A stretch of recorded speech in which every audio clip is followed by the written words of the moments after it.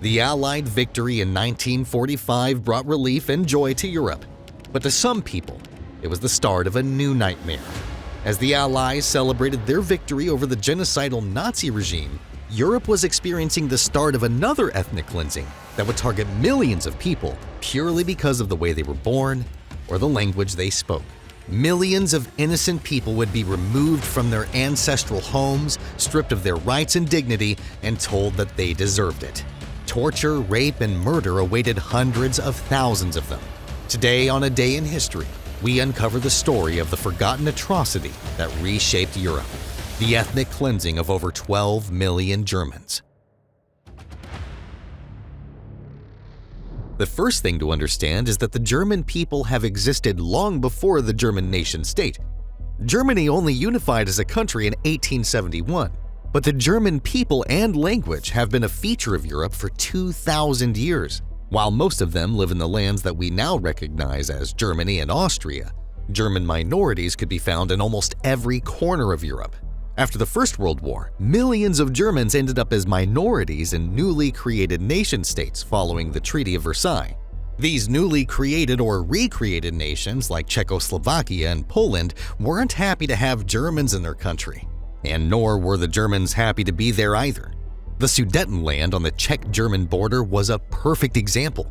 Despite being majority German, they were denied independence or unification with Germany and were instead rolled into Czechoslovakia, where they were a neglected, sometimes outright persecuted minority.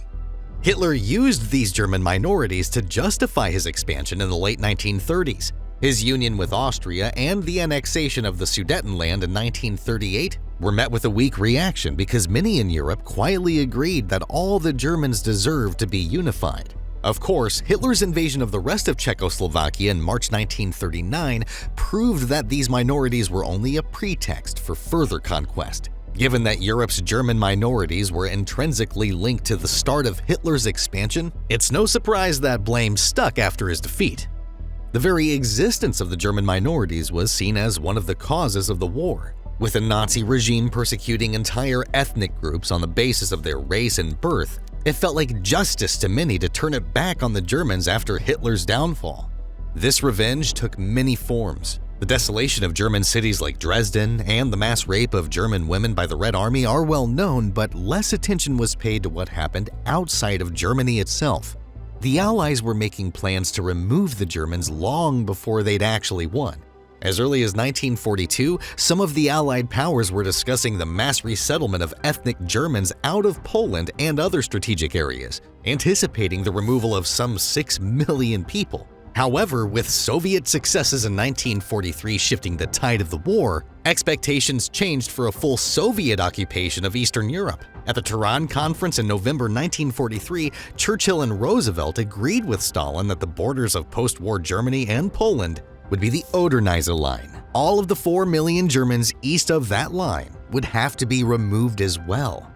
The British and the Soviets led the way for these so-called population transfers.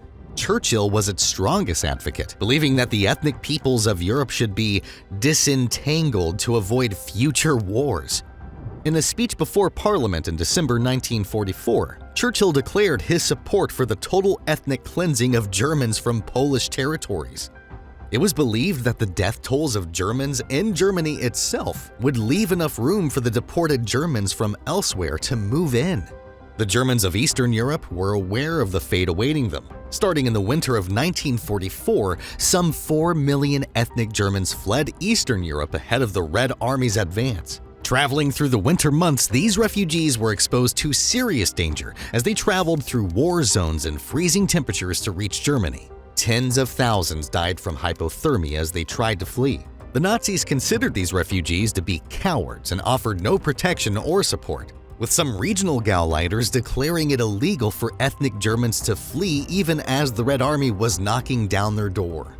By the summer of 1945, an estimated 100,000 German refugees were flooding into war-ravaged Germany every week, adding to the strain of the country's millions of internal refugees. There wasn't enough food or shelter for them, and many would perish from starvation and exposure. At the Potsdam Conference in July, the Allies had to agree to pause the deportations into Germany because the numbers were just unmanageable. However, they also reiterated their commitment to getting the deportations done eventually. The ethnic cleansing of Germans played out slightly differently in different countries. In 1942, the Czech government in exile confirmed it would be seeking the expulsion of 1 million Germans after the war. True to its word, the first act of the restored Czech government was to strip every ethnic German of citizenship until they could prove that they had taken part in anti-fascist activity, which only a minority could claim. The German occupation of Czechoslovakia had been horrific. The Nazis had sent Reinhard Heydrich, one of the chief architects of the Holocaust, and a man considered psychopathic even by Nazi leadership to run the occupation government. His nickname of the Butcher of Prague was well-deserved. Although he'd been assassinated in 1942, the scars of the occupation were still fresh. For the Czechs, victory was a chance to avenge themselves upon the Germans. The Czechs passed sweeping laws to punish the Germans. Taking a hint from Nazi anti-Semitic policies, all ethnic Germans were required to wear white armbands marked with the letter N for Nemitz, the Czech word for German. And it was illegal for Germans to gather in large numbers. All German businesses were dissolved or seized by the state, while Germans were also banned from public parks, trains, restaurants, and even walking on the sidewalk. Czech troops were already rounding up Germans in the Sudetenland by mid-May 1945. Deportations were quick. Soldiers would arrive in a town or village and go door by door telling the deportees they had 30 minutes to grab their things and report for deportation. Some were driven across the border to Germany where they would be left to fend for themselves. Others were placed into concentration or labor camps for the time being, with all men and women over the age of 14 required to work for the state. Conditions in these camps were wretched, with high rates of disease and death. Many of these camps were run by Soviet soldiers who abused German civilians en masse. Between May and August alone, some 500,000 Germans had been officially rounded up in Czech territory, and hundreds of thousands more would follow. However, deportations were not enough to satisfy the anger of the Czech people. Massacres of German civilians by soldiers, partisans, and lynch mobs were common. The exact numbers are unknown, but there were certainly hundreds of individual examples, ranging from just one family to hundreds of people at once. On the night of June 18, 1945, 260 Germans were massacred by Czech and Slovak soldiers in the city of Prerov. Of the victims, 120 were women and 74 were children. Also in June, 30,000 Germans were rounded up in the city of Brno. Many were imprisoned in the Konitz college camps, which the Gestapo had used as a prison during the occupation. Some 300 Germans were hanged there in the following weeks, and the rest deported to concentration camps on the Austrian border, a trek which killed several hundred more. There was also a well-recorded massacre of Germans in Ustin and Laben where 43 Germans were shot, bayoneted, or drowned in the river by lynch mobs, who blamed them for an explosion at a nearby ammunition depot. The single worst atrocity befell the Germans of Žatec, who were deported on a forced march to nearby Postoloprty in early June. What followed was the single largest post-war massacre of Germans. According to one survivor, the inciting incident was the execution of 5 German boys between the ages of 10 and 15 who had been caught stealing food. The boys were lined up against the wall of the nearby barracks and shot. This was taken as a signal to begin killing more. Over the following 5 days, between 800 and 2,000 more German civilians were murdered, their bodies thrown into mass graves. Czechoslovakia counted the removal of almost 3 million Germans by the time official persecution ended in 1948. Most of the Germans who remained would self-deport in the following years. Things were bad in Czechoslovakia, but they were worse in Poland. Poland had even more ethnic Germans in its land, and even more anger at them than the Czechs. Poland had another complication, as it had lost land in the east to the Soviet Union, resulting in millions of displaced Poles. The Polish government needed the Germans out of the way so they could resettle these Poles in their place. But between Nazi and Soviet invasions, Poland was in ruins at war's end. The new authorities were struggling to establish themselves, and so Poland was in no position to oversee the safe or orderly deportation of millions of people.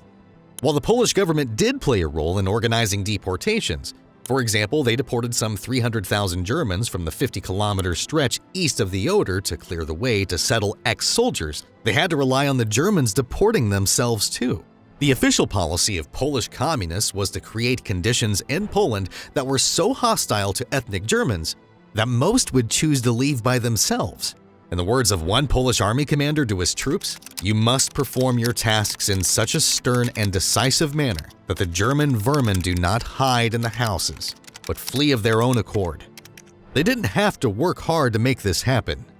Ethnic hatred was intense after the horrendous experiences of the war. The vast majority of Poland's 25 million ethnic Poles fully supported the expulsion of the country's Germans. Like in Czechoslovakia, the Germans first had to be rounded up. Millions of Germans were forced into urban ghettos, converted barracks, and former prisons, and, in some cases, repurposed Nazi concentration camps. A nation already struggling to house and feed its citizens had little to spare for its enemies. Disease and starvation tore through the German prisoners, while abuse from soldiers and civilians alike claimed yet more lives. No one relished in the persecution of these Germans quite like Solomon Morel. Morel was just 26 years old, but he'd already worked as a prison warden for the Soviets. He was also Jewish and had lost his parents at Auschwitz, so he had plenty of reasons to hate Nazis. So, when the Polish government decided to reopen the Zgoda camp, a sub-camp of Auschwitz to imprison German civilians, it was a perfect assignment for him. Morel ran Zgoda as his own personal revenge upon the Germans.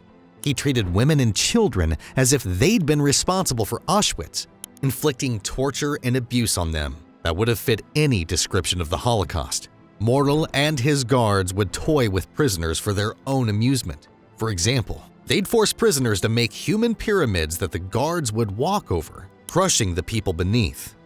Prisoners were given little food and no medical care, even as a vicious typhus epidemic cut through the camp. The day's dead would be buried in the mass grave by the surviving prisoners every night. But survivors admitted that they sometimes got so hungry that they ate the bodies instead.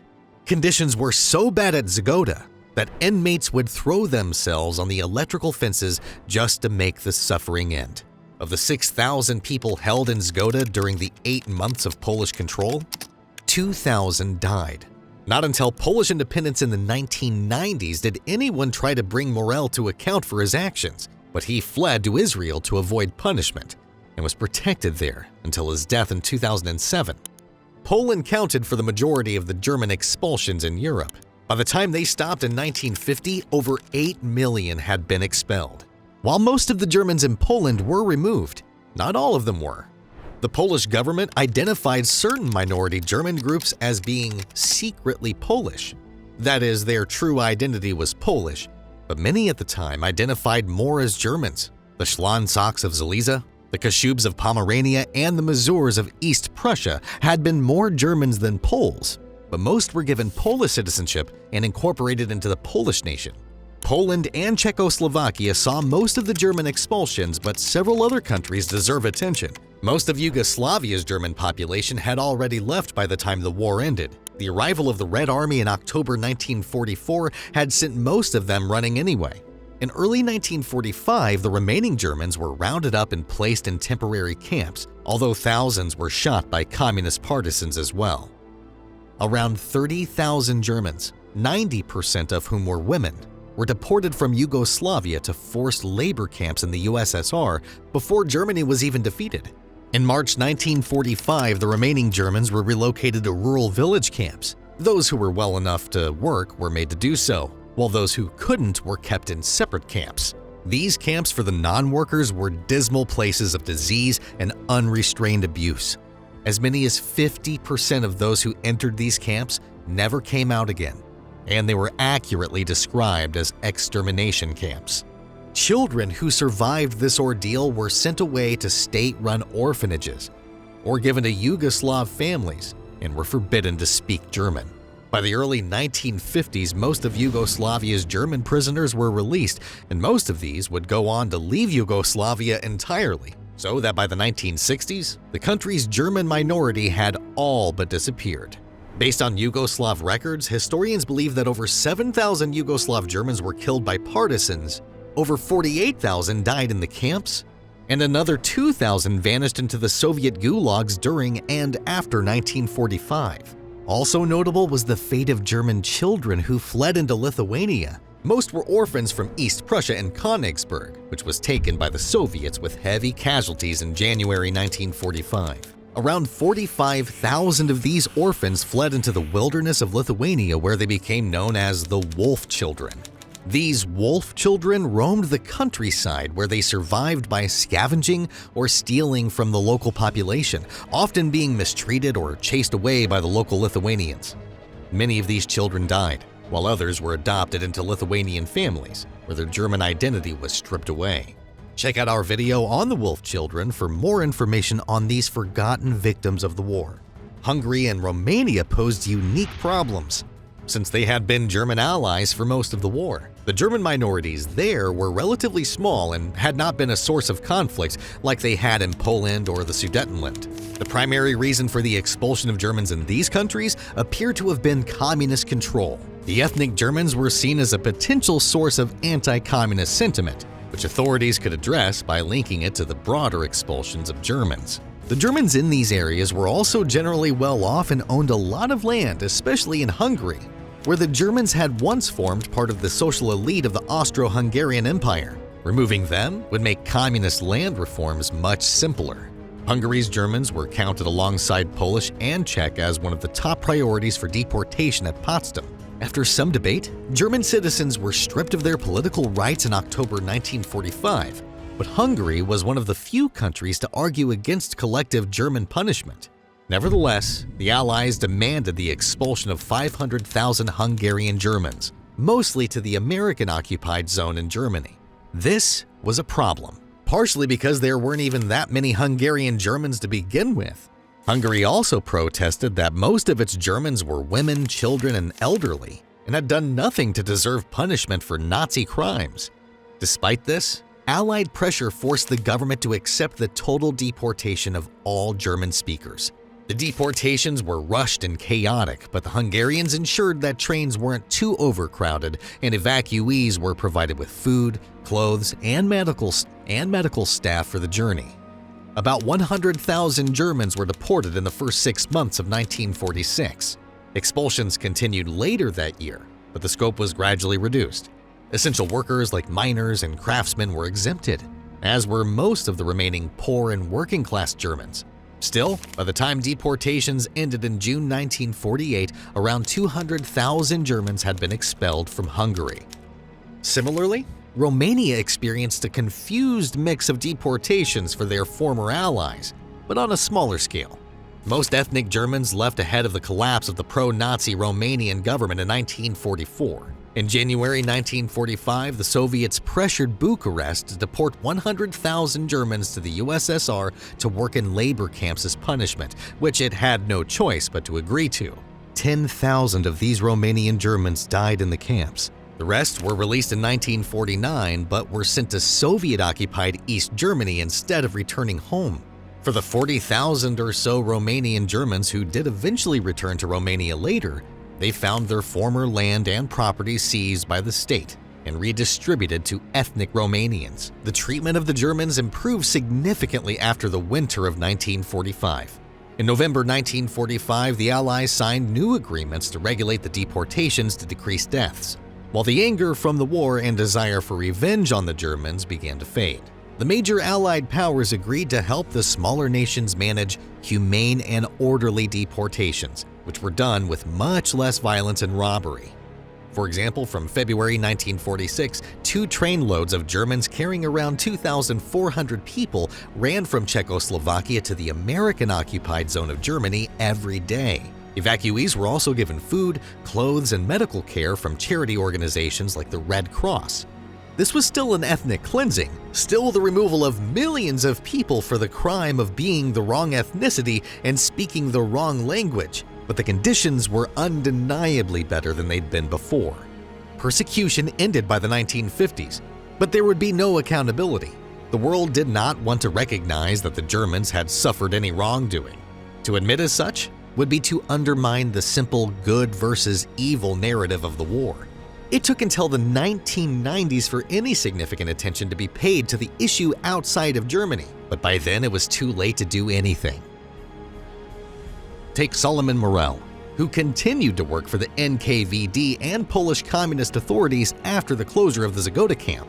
After the fall of communism, the Polish government did investigate him for crimes against German civilians, but Morel fled to Israel to escape prosecution. The Polish government demanded his extradition to stand trial, but Israel blocked it, protecting him until his death in 2007. In all, around 12 million Germans had been expelled from across Eastern Europe. At least 500,000 Germans died from disease, violence, exhaustion, exposure, or other causes of death, with some estimates surpassing 2 million. These actions were conscious attempts to eradicate the presence of German culture, language, and people in the affected areas.